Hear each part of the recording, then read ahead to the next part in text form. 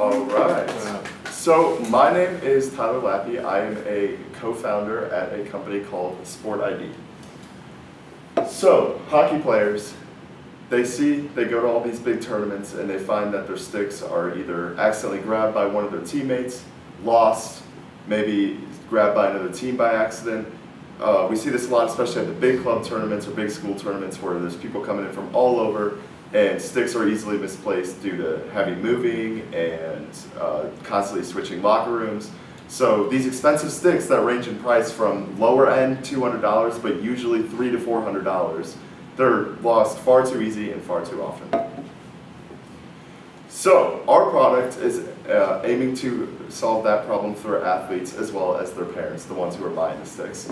So our product is a location tracker that is small enough and durable enough to fit inside of a hockey stick without interfering with the game in any way. We are currently in the prototyping phase. Right here, you will see, it's very blurry on this screen, but right here is a functioning GPS tracker. That's the stick, the knob of the stick right there, a functioning GPS tracker that fits inside. This was our first prototype that we had manufactured overseas in China that we received about a month ago. And that didn't necessarily go the way that we wanted it to, so we've pivoted to manufacturing and engineering locally with an engineer. Here's a sketch, it's really blurry on here, but a sketch of our first prototype. You can kind of see there's the tracker design that's small enough to fit inside. So we have signed a service contract with a local engineer who's actually based very close to us. Apollo Timbers is his name. He has a background at Boeing as well as other major companies where he had engineering and designing roles. So we pitched our idea to him, he's able to do it for us, and we just signed our first service contract with him for round one of product development. All right, sweet. So, our cost analysis, so I just want to make it clear that we don't know exactly how much the first production round is going to be, just because we're essentially planning on prototyping more than one round. So the first round we're going to use a little bit more expensive parts just to give us some wiggle room to see what we can and can't work with. But once we get down to mass production, project that we could sell it at about $30 to $40 per unit. The production cost still being to be determined, but based off of what we saw with our first round of manufacturing, it'll probably be around $10, give or take, to make. So that gives us about a $20 to $30 margin there, and it's a smart investment for the customers. They will have a solution, and it'll really, the big thing that we're able to solve with them is anxieties of losing it. This is kind of a reassuring factor. And our revenue streams, so how we plan to initially sell it is online on our website, but as well as in-person pop-ups at different tournaments. Locally, there's big ones out in Chesterfield, at Maryville, a lot of big hockey tournaments around there, so that's where we plan to start. And then we can move into local retailers. We've already kind of looked into South City Sporting Goods. That could be a potential landing spot for us, but that's a little bit further down the line. So market analysis, so market trends show that there is an increased enrollment in hockey across the country, which also means there's an increase of equipment sales. We conducted a brief customer survey. We went to a local hockey rink a couple times just to kind of survey some parents, see what they think. We found that 65% of people have had the problem of losing their sticks at least once in the past, and that over 75% would be interested in a product like ours, which also shows that more people would buy it just for the reassurance purpose rather than just the fact that they've lost it before. So we plan to target athletes, the ones with the hockey sticks, but what's really going to be a big target for us is those parents of athletes, because when these kids, especially the little kids who lose their stuff all the time, lose their hockey sticks, the first thing they say is "Mom, Dad, buy me a new stick." And 9 times out of 10, the parents are left with no other choice but to spend $300 more on a new hockey stick. And we can also target sports organizations like large clubs, teams. So we learned very quickly entering the business world about a year ago that your network is your net worth. So we were able to find some key partnerships and some key mentors to us. Apollo Timbers first, that is our engineer with Second Robotics. He's really who's going to make this whole thing possible, do all the testing for us, contact manufacturers for us, work with them. Dr. Dan Schumeyer, he is from Tennessee, originally from St. Louis. He has over 300 patents and works in the technology field as a multi-business owner. Louis Sheets, who recently worked for St. Louis University, has met with us a lot. He launched a very similar product about 20 years ago for dog collars. So he's able to work with us and his tech guy a little bit. Mark Crockett, a patent attorney who filed 2 trademarks for us with his services pro bono. Danny Sigmund, manager at Regions Bank, helped us get our bank account together, and he's overall, he was our mentor this year, so he still works with us frequently. We have gotten our 2 trademarks. Tonight we are actually hosting a trivia night for fundraising, and this is an untapped market. There's not another tracker on the market that can fit inside of hockey sticks or is for hockey sticks. There are things like AirTags, tiles, like cheap trackers online, but none of them are built for or fit into the hockey stick. So, why our company needs funding is right now we are in the engineering process and product development. So the first round of engineering is the schematics, the 3D files, everything that the manufacturers need to look at to get this thing going. That costs about $1,500, and that's, with us working with Apollo and secondhand, him being more local, that's like a very good price for creating a new technology product. And then we get into the second round, which increases the price a little bit more, and it could and very well will be more than one round of that, just because we're going to get our first sample. Not everything's going to be perfect. We're going to see what we can make cheaper on it, what works, what doesn't work. And then we'll be paying for our first manufacturing order. Thank you very much. All right, who'd like to start? I can go. I think it was a great presentation. I think it's very well put together. Appreciate not reading directly from the slides, but you've got plenty of experience in pitching this, it sounds like, so to be expected. But it was a great presentation.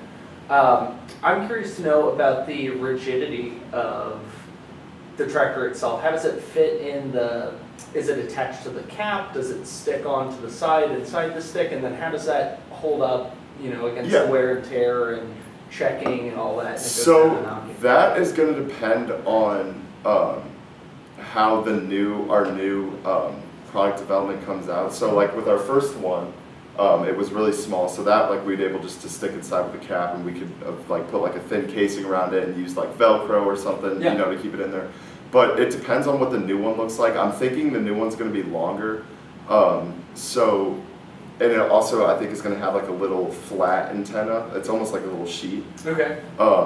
I'm not for sure yet. That's just kind of how the product development's going so far. So that's entirely going to depend. But we have ideas such as just a very thin plastic casing around it, and then it fits inside and maybe it could stick with a Velcro or some sort of adhesive. Mm-hmm. And it'll also be interchangeable to sticks, because a problem unfortunately that we can't solve is sticks also break pretty frequently. So we want to make it to where the customer could take it out and put it in their new stick if that were to happen. But as far as how it's going to stick in there, we're going to have to adjust based off of the dimensions of our new line. All right, I got a lot of comments. Number one, my son plays hockey. He's only 6, but he's already lost his stick 3 times. And you need to start your first thing. The aesthetics of your presentation are good, but the presentation needs some work. You have a lot of words jumbled together. There's way too many words on there. Okay, you should get your words down. There should be 25% of the words that are presently on there should be actually on there. And that when you do, you have them all jumbled together. And the reason why is once we start reading what's on the screen, we stop listening to you. And if we stop listening to you, we stop thinking you're interesting, which means stop thinking your company's interesting. That is not, you don't ever want me reading. You want me glancing, going back. So get rid of so much verbiage. And like I said, a lot of your stuff was smushed together.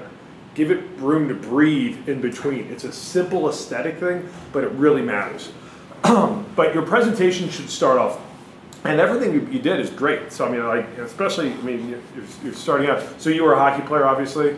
I was not. So the company originally, the original idea is I'm actually a club volleyball player. Okay. And at those tournaments, and this was just like me, like, you know, brainstorming coming up. At those tournaments, there are these huge convention centers open. There's no like walls, you know, between each court. There's 100-something courts. And once you hit your ball away, which happens like all the time, there's like probably like a 40% chance that you get it back. Not like most times you don't get it back and it's gone or someone else takes it. So I was originally thinking like, you know, like what could I do to maybe like find a way to keep track of your ball. And then one of my partners is actually a hockey player. And then we kind of pivoted to like hockey, lacrosse sticks, we were thinking. But for our minimum viable products, we just kind of narrowed it down to hockey to start. And we could look into expanding in the future. And well, a couple things. So you want to start with your first problem that you're talking about, and you kind of listed it all very technically. You need to say something like hockey sticks have legs, and hockey sticks, whether they get stolen, lost, you name it, you know, every parent who pays for hockey knows that their kid is going to lose or get their hockey stick stolen. Oh, it's almost inevitable. It's almost inevitable. But so that first problem you present is you presented it like blah blah blah, but it needs to like smack you in the face and say, and it's $300, you know, $200 to $300, you know, $200 to $400 to just get to get a new stick, and some people go, oh, that's a real problem, because I'll be honest, like, you know, my kid plays hockey. We're not rich. Like, my kid lost his stick. I'm like, we're going back when I find the stick. And so present the problem more dramatically, so people go, oh shit, because you're right. Will I pay for something that's $30 to save me $400 later? Yes, I will. Every parent will. So I think you have a real viable product, but you've got to smack people upside the head with it first.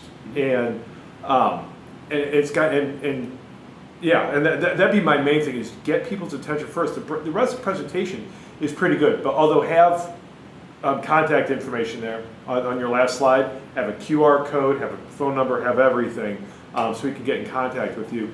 Have people, have people that, have it so people can register to be, to try it out. And another thing, if you're presenting to people like us, what's your marketing plan? I mean, you kind of said, well, we're thinking about doing this. How are you getting the word out? Number one. So how are you getting the word out? So one of the big things that we are able to do for free, actually, is we have a very tight connection with the Webster Kirkwood Times as well as the Webster Groves magazine. So that's just a really good way to push it out cheap. Well, we can write up an article, like you could even do one about this, and that would be a good way to get it out to our community.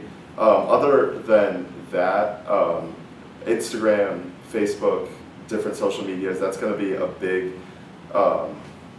big sell point for us, because that's kind of how we're planning to get it out to, more than just St. Louis to start. And that also comes with our website design. So right now it's up, but it's just like there's not very much to it, just because we don't have a product.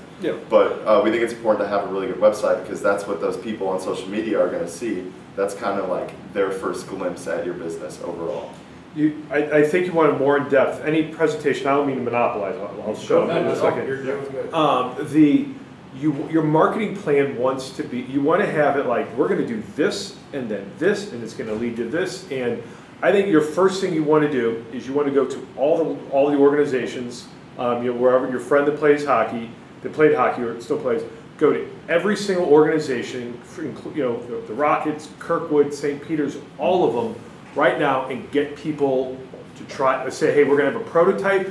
Would you mind prototyping? Would you mind prototyping it? So immediately you have advocates for it. Immediately you have brand recognition for, within that, and they'll help promote it. They'll say, oh, you should do this. You need to go start talking to every local sporting goods in town. And so you want to immediately flood the zone with every hockey organization, right? Right now. I mean, like you should. I mean, but you don't have to have a product that's done. They just need to know that it feels good. The tracking part, no one really is almost secondary to right now getting the hockey people to go, oh, I don't even notice that it's there. Yeah, Because ease of use, operation, function, and that's exactly what I was going to say. Is I think the boots on the ground hustle technique works exceptional at the start, especially in a little big town like ours, right? Going to all the places, give it out for free as a trial, get people in your corner, get people talking about it and interested, and what is that? I would like one. How do I get a hold of one of those? And then that almost perfectly transitions into your market, your marketing attempt on socials, right? Whether that's clips of people using it, whether that's testimonials or case studies of wins that you've experienced in that kind of campaign around town. I think that's a super valuable way to start. and figure out how parents, play against sports. Figure out how parents, because parents are going to be buying 95% of these, guaranteed. Because high school kids are stupid. You're out of high school, so I can say that.